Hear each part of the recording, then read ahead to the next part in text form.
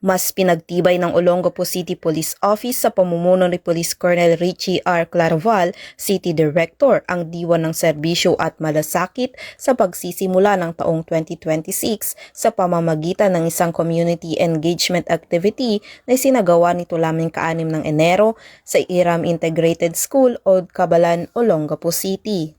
Sinimulan ang programa sa isang makabuluhang lecture kung saan nagbahagi ang mga tauhan ng OCPO ng mahahalagang paalala hinggil sa personal na kaligtasan, pag-iwas sa krimen at tamang paghahanda sa oras ng sakuna o emergency. Partikular na tinutukan ang mga mag-aaral at guro upang mapalakas ang kanilang kaalaman at kakayahang makaiwas sa panganib sa loob at labas ng paaralan.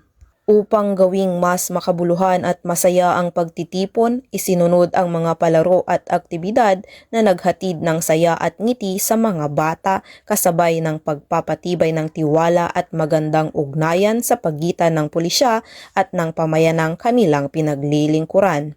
Isinagawa rin ang feeding activity at pamamahagi ng food packs bilang pagpapakita ng malasakit at pagtutulungan.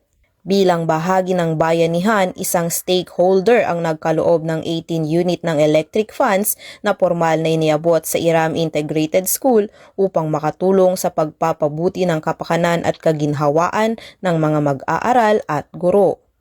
Lubos naman ang pasasalamat ng mga guro at mag-aaral at kinilala ang dedikasyon ng PNP at mga stakeholders sa kapakanan ng kabataan at ang positibong epekto ng aktibidad sa komunidad ng paaralan.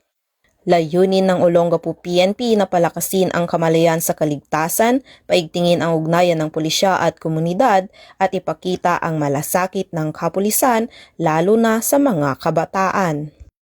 Mula dito sa Police Regional Office 3, ako ang inyong PNN Correspondent, Patrolwoman Jilly Advincula Peña, alagad ng batas, tagataguyod ng Balitang Pulis.